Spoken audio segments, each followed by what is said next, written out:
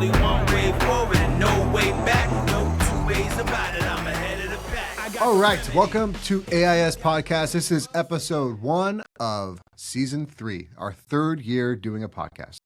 Yeah, so like, share, subscribe, give this content to other people so they can listen, because I do feel we have some value, but the market will tell. This is a very visual podcast today. This is all like going off of the actual workbook that you have to like see with your eyes. You can't just like imagine these things. So if you're not on YouTube, go to YouTube, watch this podcast, and also subscribe while you're there. That's helpful. So today we're going to talk about 2026 strategic planning, what you should do as a company. And I know I'm doing this after you would do your strategic planning. Some of that is intentional because everyone should be doing this already. I just want to show you what we did as a company. This planning involved 15 people. So this was all of our project management, our ops manager, sales, design, pretty much everyone. Our 2 general managers for 2 different business units, accounting, our admin was a part of this as well. And I'm going to share with you a custom little website we built. Actually, let's do this. We'll do that. Okay. So this is my little sandbox where I used AI to build custom reports, to go in and build some tools. But what I'm going to show you is this strategic planning 2026. What was cool about this was this deployed to all 15 people. They all had their own login to this. It was private to them because there is some personal aspects of planning for the year. We came out with an agenda. This was really just a line on what we're going to be doing, our objectives here. Everyone that's going, business units that are running. We do have some revenue numbers in there. So don't yell at me, but anyways, and then summary of what the day looked like. This was 7 to 4, almost nonstop. There were some breaks, but these were broken down by what we're going to be going through. And then day 2, what we're going to be going to. Now, that was the agenda. And then we hopped right into the actual workbook. This workbook was 30-something pages long, I think, 29 pages. So it starts off with our personal reflection of 2025. And this is blank. I don't have my stuff in here. But one of the big things we went through is what were your biggest wins in 25? And then challenges, disappointments. What did you learn about yourself? What should you stop doing? What should you start doing? What should you continue to do? And a big focus, actually in our in-person workshop, a big focus was what we should stop doing moving forward. And we had a big anti-goal section that was supposed to only take, I think, an hour and a half. Ended up taking like 3 or 4 hours. Was what are we not going to do in pursuit of our goals? And that actually really aligned us on, okay, therefore, if that's to be true, here's what we will do to accomplish these goals. And I think that was an interesting takeaway from it. Now, then we have a little ranking, like rank your job performance, balance, growth, relationships, communication, commitments. And then we get into the actual meat and potatoes of the company. Now, this was not public information. Our employees filled it out. It's something I can see and something that we'll go through in our one-on-one meetings and kind of our check-ins that we have monthly and quarterly. Just make sure everyone's like, hey, was what we wrote in January still true today? What do you think? And so, yeah, very valuable. And I do think on a personal level, everyone should have that, whether it's for your family, for you just personally, not just in business. So then we have a breakdown of who does what where. Now, how we work together. So what works well? We talk about our current organizational structure. For KHB, we have 2 main business units. We have Next Day Fix, and then we have Done Painting. And we also have a bunch of kind of sub-services that are going on that we're trying to really, we want to serve the whole market. And then there's KHB, right? And our core offering is very, very niche. We have a specific client we're serving, specific financial demands of our projects. But just because KHB won't do some of these things doesn't mean another business unit can't. So we talked about what works well. And then we have Hometown Stone, which does tile stone. And we launched a new business unit this year called Swift Bath. under hometown stone, specifically looking at bath conversions and serving that market. So we talked about our diverse talent. We have great construction knowledge. We have vast experience in our corporation. People, in a lot of ways, much smarter than me. And everyone has their own little, I hate to use the stupid French word again, little niche of construction, of like what they are good at, what they bring to the table. So we have a great versatility and scope of work. There's not much we can't take on with the people we have in house. We have great communication internally. Everyone's pretty growth minded and aligned with the vision.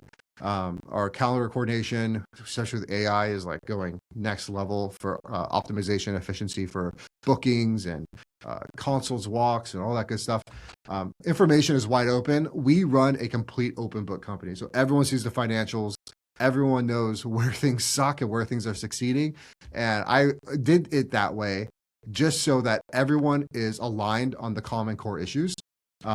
Once again, I'm not the smartest person in the room. So I need these 40-something individuals around me to understand what's going wrong. And then if they have an idea, bring it to the table, because someone else probably has a better idea than I have at all times. So access to information is best because the best decisions are made when all the information is open. Design in-house is a huge thing for us, very tech forward. And then our adoption. Most people are willing to adopt what we roll out pretty quick. Now, what causes friction? We had incomplete designs, interpretation of design, like in custom, nothing's very standard.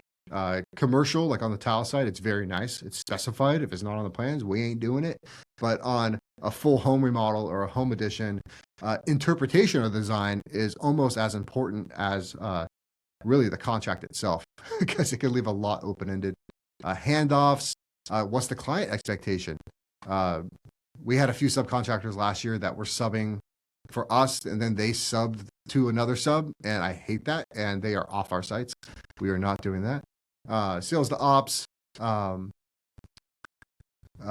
yeah, this was funny. People think I do everything, and I don't.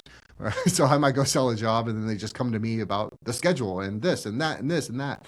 And so just once again, going back to client expectations, like we have a team. Here's who does what. And so, yeah, these were like all the issues we sourced out throughout 2025. And then where do things break down? Selections, management, super management of his jobs, what decisions are unclear, and who should make them. And then budget scenarios.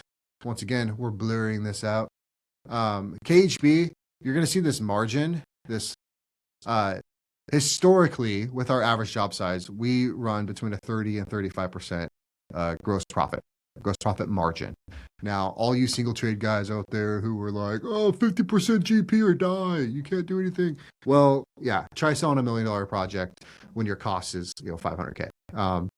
It's a very tough thing to do. If you're cost plus, there's an argument that could be done, or if you're super boutique, $2-3 million custom builds, something could be said about that too. But for what we do, 35% is our goal. And 30 to 35 is the parameters for success. Anything under 30, we won't take it. Anything over 35, I'm actually looking to see, are we being fair? Was there enough risk associated with the project to justify that margin? And then net profit. These are goal net profits. Hopefully that happens. And then commercial. We had our budget scenarios for commercial. This is our first full year in commercial. We took some commercial projects last year under that division. This is our first year actually putting a Tiger team around commercial. Margins there, you want to talk about paper thin. It's not necessarily a race to the bottom with some connections we have, but when we're bidding on these job order contracts for the government, they go by a markup factor, and it seems the competitive factors are 1.13 to 1.15. So 13 to 15% markup factor, which is very low. So kind of scary, but it's a volume game, and it's a diversification plan. And then like what kind of projects will we pursue? What's our bidding strategy? And then what's our competitive advantage? Then we do this for all business units. So everyone needs to know the numbers. Everyone needs to know what we are aiming towards. Our handyman service, done painting. And then we go to sales and lead generation. So this is where we're going to get the leads, who's getting them, and how much are we getting. And this is based off historicals as well. I deleted most of these for this purpose, but there's some in there. And then lead gen budget by company, systems tools, sales funnel metrics. This is essentially what we're going to be tracking. Leads per month, estimates, close rate, job sold, average job size, target, gross margin, monthly revenue, and then net sales per lead issued. And then same thing for bids on commercial, same thing for Hometown Stone, same thing for Next Day Fix, same thing for Swift Bath. And then done painting, we're actually shelving this business unit, and we came to that decision in this meeting. We're going to shelf this and just do internal paint, but we're not going to go to market with it. Then we go through a little workshop of like same day sales strategies. Okay. Now, going back, NSLI targets. NSLI, for those of you that don't know, is an acronym, which we love, net sales per lead issued. And this is a really one of my favorite KPIs because it justifies my marketing budget. It's the one where, you know, if I put $1 in the machine, I get 10 leads out, I'm going to make this amount of money per lead, right? Going down, strategy notes, big goals. So one of our big goals had to do around a position. We were going to bring on a shop manager. It's a role that we need. Big goal number 2 was a scalable design process. So a predictable, repeatable, scalable, another acronym, PRS. And then our last one, 90% schedule hit, which on our large projects, like it's tough to do. But that's one of our big goals for KHB.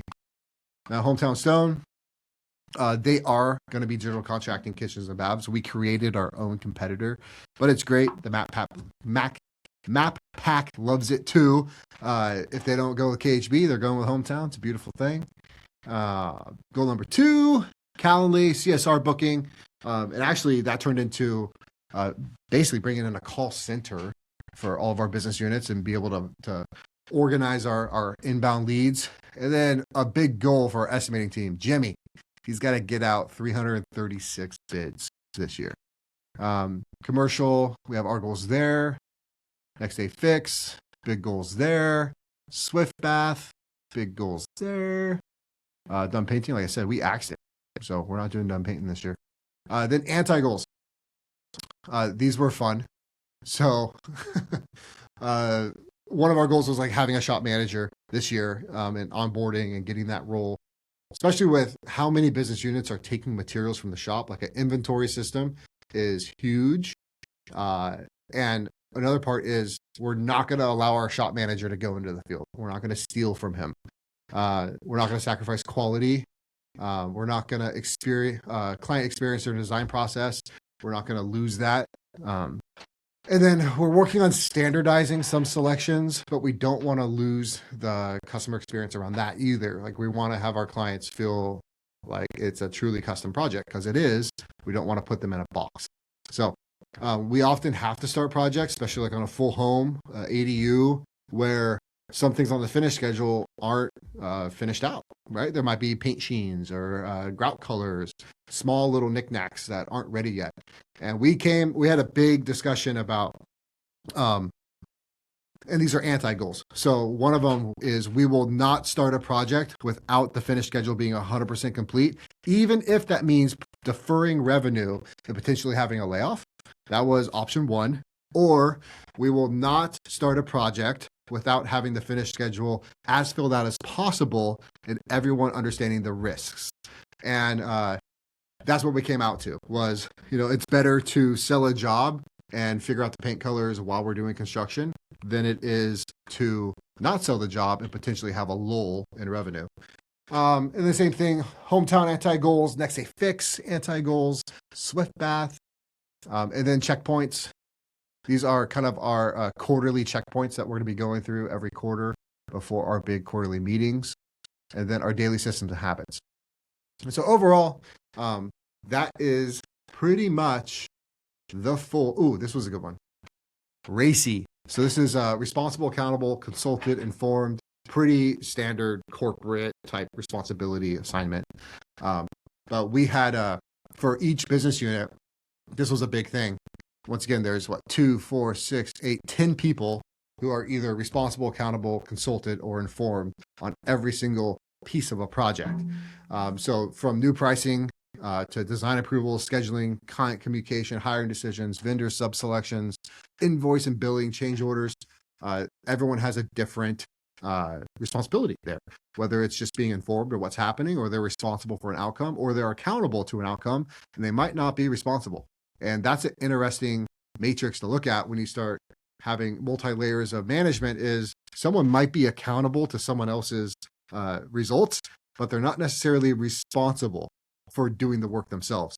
And that is one of those growth things that you haven't been there, you haven't done it. It's a tough thing to train. It really does take a special individual to be able to manage people effectively, have consistent results, and then be accountable for your team, because you are accountable to your team. Oh, my mouse is dying. Okay. Same thing with Racy for next day fix, for hometowns, Swift Bath. And then these are the personal scorecards down here. Da-da-da. So anyways, that was the full strategic planning. And that was built actually with all of our company information, all of our financials, everything we have in our softwares by AI. Pretty crazy. And we're going to get into like some of these little projects I've built. Like our sub scorecard is super cool.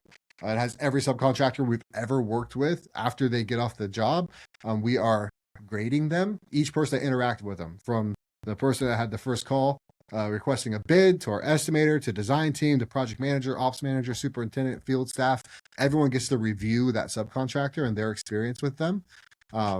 If they were on time, if they had bad cleanup, if they bad quality of work, great quality of work, whatever it was.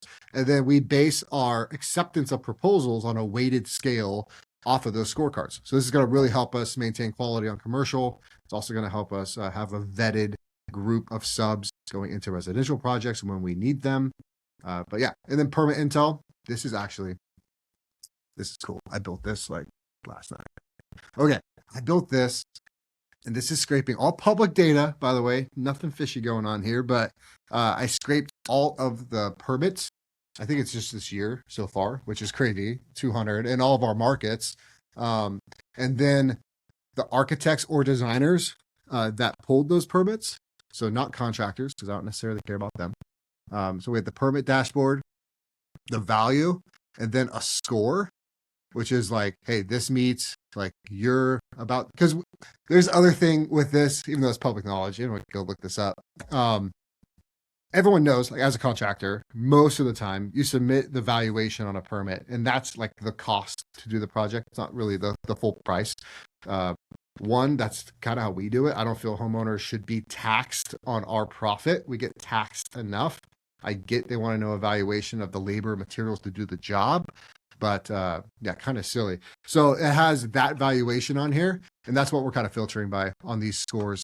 Then we have architects and designers. And then what I'm working on right now, and this is super cool, is every single architect that's in the architect bucket, I can give them a status, right? And then from there, I set up a hook to a resend, which then has a custom branded email that researches their company. One sends me an executive summary of what they do, how long they've been in business, their types of projects, all that good stuff. Executive summary to me, a custom email with context about their company to them through my email. And so this is a way that we are going to be reaching out to architects this next year. For all other commercial, even subtrades, like commercial subtrades, this would be a great scraper tool for general contractors. But yeah, so that's a really cool feature that we have right now. So we have 137 or 134 architects that are on our list, and then like a little dashboard. So anyways, that's what we're doing over here. I hope the planning side was insightful of how robust and how important that is, how many things you actually go through. And you should have a part of that that's personal, that you should keep to yourself or to your wife or your partner, whoever. But there is a big part of that where your team needs to be involved in the planning. Plans are real cool till you get hit in the mouth. And every single year, if there's one thing I can guarantee, is you're going to get hit in the mouth. and you got to have a plan. You got to have your people on your side to enforce the plan. Because if you're anything like me, I deviate. I am I'm not sure what I'm doing with my hands, but I do this a lot. Like I shift, I pivot. So share it with your team, plan with your team, and it's not too late. Like you could do right now Q1 planning, and that I would actually recommend that. Like just do a Q1 plan and adhere to it.